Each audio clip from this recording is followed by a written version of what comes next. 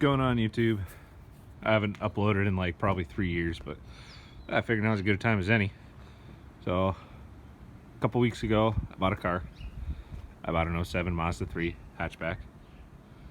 Good. Hatchback.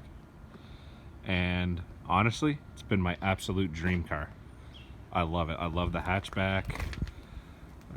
It's lowered. I don't want to keep it lowered, but I'm in love with it. It comes with good rims. The interior is mint. There's like the rockers are in good shape. There's no rust. Well, there's like, it's starting on the wheel wells, but that's typical Mazda stuff. And then there, fucking low life stickers. I gotta take all the stickers off, like 320 and low homie. But tinted windows, they gotta go too. But so immediately had a problem with it. It was burning through oil like crazy. So I did what any person in the right mind would do when you have an engine that burns oil.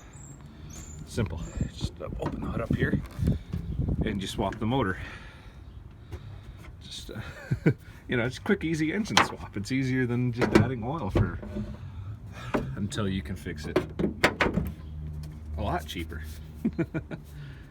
In my sick and twisted head, it actually was cheaper because I thought like, okay, because it burned like 3 liters of oil on a 250 kilometer drive.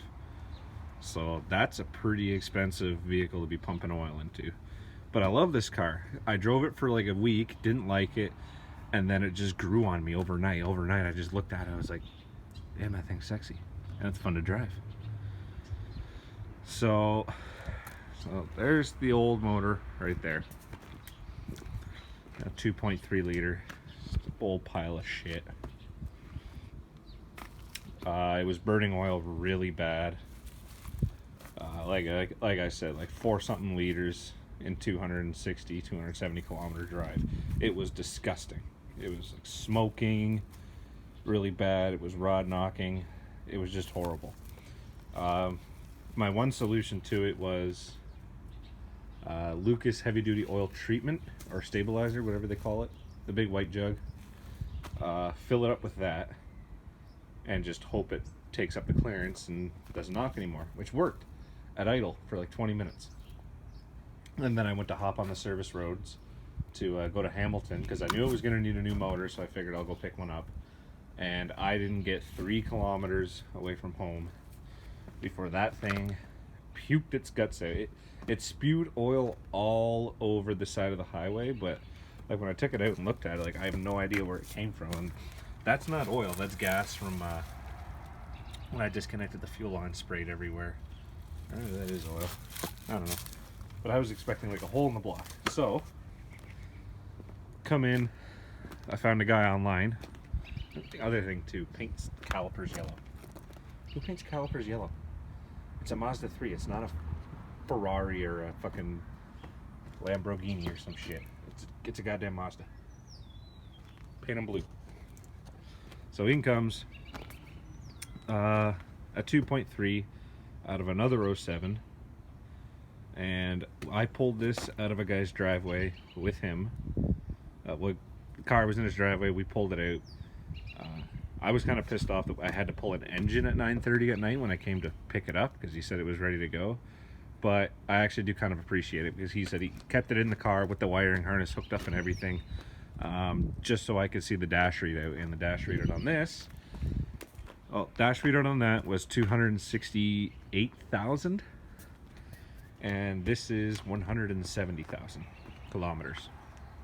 Because we're in Canada, we use proper units of measurements up here. But so yeah, like almost 100,000 less kilometers. And I seen the car it came out of. It was a beautiful car. I actually seen it at one of the No Club meets last year. Beautiful car. It was nice burgundy color with a carbon fiber hood.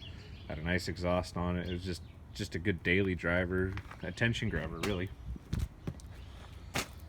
So this is the motor out of it. He unfortunately got rear-ended really bad in that car. To the point where it was never going to see the road again.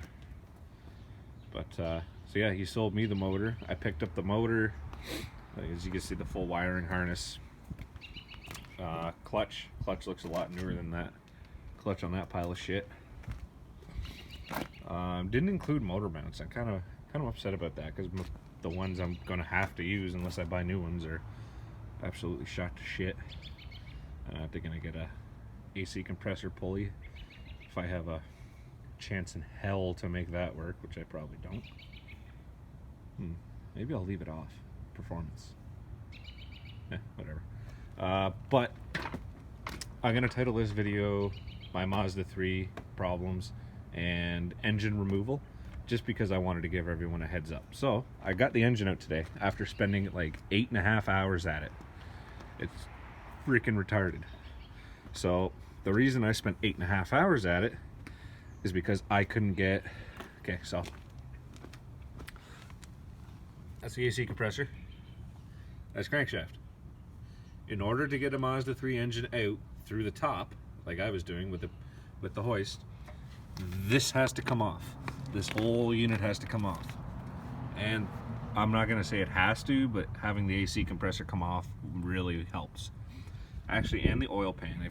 The oil pan was like, it got caught, but I was just like, okay, pry it, got off. So this is what I did instead. That is beating screwdrivers into it and pry bars and just beating it like jack handles, beating it with anything I could find. And it was just scraping and scraping and scraping. Like it was lifting the car up, it was getting caught so bad. But I don't know, I'll show you here, because this guy obviously tried to get it off at some point, and he cut a big slot right down the middle. So I cut a slot here and another slot here, trying to see if I could pry it apart, which I'm stupid thinking I could do that. But yeah, so my puller wouldn't pull that. Oh, fuck. That was such a hassle. I literally just got finished like 2 minutes ago. But yeah, if you're gonna take an engine out of a Mazda 3, I don't give a damn what year it is, take that pulley off, take the AC compressor off. Otherwise, yeah. And like I said, like 8.5 hours doing this. And another thing, I've done it before on different cars when we do jobs. This is kind of stupid, but exhaust manifolds always get in the way. So ratchet strap, the back of the car. If you can hook it under the car, great. But I parked it right behind a fence, so I just did that. And I did the same thing with the hood. Like, just put it in the Mazda logo here to the clip here, and then back to the fence again with another ratchet strap. But that kept everything out of the way, which was a good thing. Another thing I didn't have to fuck with. What other tips can I give? Oh, if anyone wants to do this at home, if you have a hoist and you're thinking about going, if you have like a car hoist that'll lift this thing 4 feet off the ground, and you're thinking about going up out of the hood, don't. Take the whole subframe out, take the suspension out, this steering rack, take all that out, drop it on the floor. You know, take all the rims and tires off, get it right on the floor, drop it, and then lift the car up. It's going to be exponentially easier. Hopefully this helps someone. That's the other thing. He had a cold air on it, and it's the good cold air. It tucks up right behind the fender there. Filter's actually kind of clean, but it kept throwing a code for engine bank 1 too lean, engine bank 2 too lean, everything too lean. So I thought, what are the odds I have, 2 O2 sensors that are fucked at the same time? But no, I've run into problems with that before on this car. What happens is the cold air lets too much air in, and it throws a lean code. I put the stock airbox, I put it back on in this, and code went away, never came back. Well, I cleared it and it never came back. What other tips can I give? Not sure. Oh, do as I don't and mark everything when you unplug stuff, and just like sensors and stuff. Just mark little green piece of painter's tape put it on whatever wire you're unhooking, and then just acronyms or like this for speed control or OT sensor, whatever. It's gonna fuck me in the long run. This is gonna be days getting this other engine in and wired. And oh, also, when you're removing an engine, and I cannot stress this enough, you want to make sure that your lowermost O2 sensor is unplugged before you pull the engine, because now I need an O2 sensor. Shit. Probably a stupid video for the first time in like 3 years I've actually uploaded a video. I was planning on doing a walk around of the car, and then the engine blew. Like, just like a walk around, like, this is my car, check out all these little nifty things about it. But then the engine blew and I was in a rush to get a new motor for it. Which I'm amazed I got a new motor, because it's April right now, end of April 2020, so we're right in the middle of the COVID-19 crisis. It's a goddamn crisis, or so they want you to think. Oh,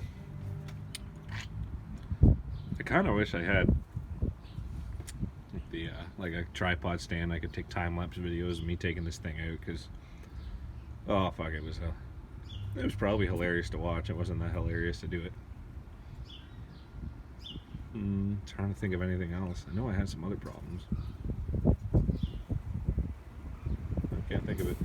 I think the next video I'm gonna do is because when like this I'm gonna try and get it lined up tomorrow. I need to call in another guy, recruit him to help line everything up, push everything into place, get bell housing bolts in. But I think the next video I'm gonna try and do is I want to dissect this motor. I want to see why it was burning oil so bad. I want to see how bad the what do you call it, the rod bearing is, because like I was pulling out chunks and chunks of aluminum out of the old oil. So I want to see how bad it is and see exactly what went wrong. So I think that'll be my next video, but I'm just gonna end this because I pulled the motor out, immediately started drinking excessive amounts of liquor and beer. So I'm kind of drunk now, but I just wanted to give a little bit of insight for anyone planning on doing an engine swap in their Mazda 3. So like I said, the pulley on the end of the crank, take it the fuck off. The AC compressor, take it the fuck off. Oil pan, probably don't need to take it off, but it'll make your life just a little bit easier. And like I said, if you have the option of using a hoist, undo the subframe, take all the suspension transmission out, and just drop it on the ground, pull it out, put the engine in, lift it back up. It's going to make your life so much easier. Okay, stay safe.